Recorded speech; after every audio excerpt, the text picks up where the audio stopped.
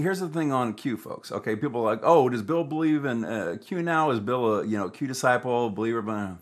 Here's the thing: is Q is information. It's a data point. Like this show is a data point. It's not a supernatural being. It's not something to be believed in or not believed in.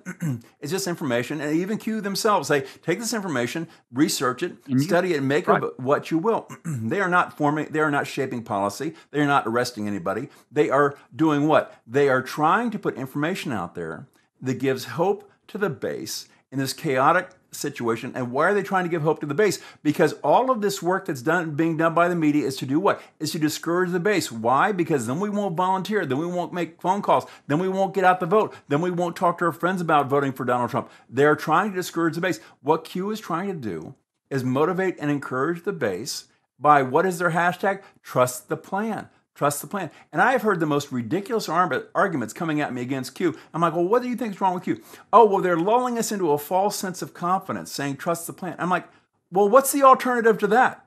Question and doubt everything Donald Trump does, constantly attack Donald Trump from all these different sides. Every time he makes a move that you in your linear small mind don't understand, that he in his strategic mind is setting up the board for a win, but you don't get it. He sacrifices his knight because he's planning on checkmaking your king in 5 moves, that all of a sudden you go out there and you're freaking out and pulling an encoder on him. Is that what we should be doing? Would that make it better? Would that be a better world? Would that make us more MAGA? What do you want?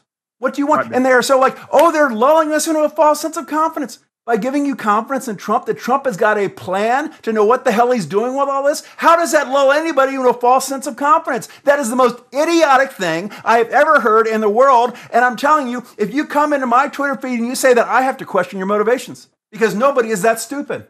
You have to have an agenda beyond just that, because nobody is stupid enough to really believe that.